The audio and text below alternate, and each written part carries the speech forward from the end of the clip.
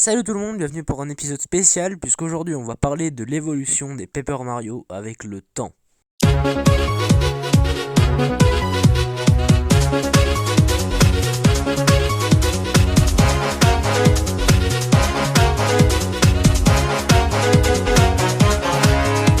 Autant vous dire que c'était un des sujets qui me hypait le plus parce que ça fait partie de mes licences préférées. Tout commence le 11 août 2000 où sort Paper Mario premier du nom au Japon, communément appelé Paper Mario 64 par les fans. D'ailleurs on se demande pourquoi ils l'ont pas appelé comme ça de base. Niveau graphisme, ouais, c'est de la Nintendo 64 quoi, c'est pas pour rien que Master Kid UI est en train de faire un patch HD. Sinon niveau gameplay, c'est un RPG assez classique au tour par tour, qui est assez sympa mais qui est beaucoup moins fourni que deuxième opus.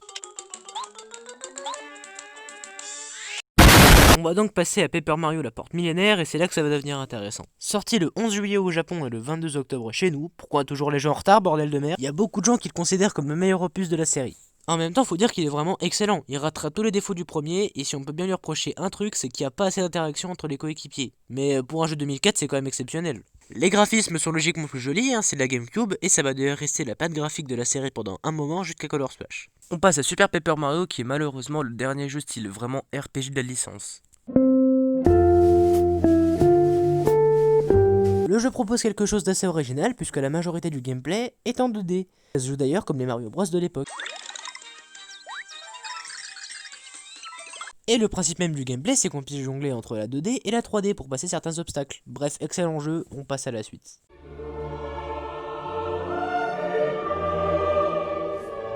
Ah, y a pas à dire, fallait qu'on en parle de celui-là. Paper Mario Sticker Star.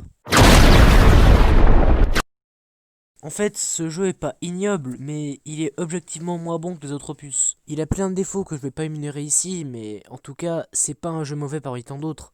Il a carrément désacralisé une licence qui était absolument incroyable.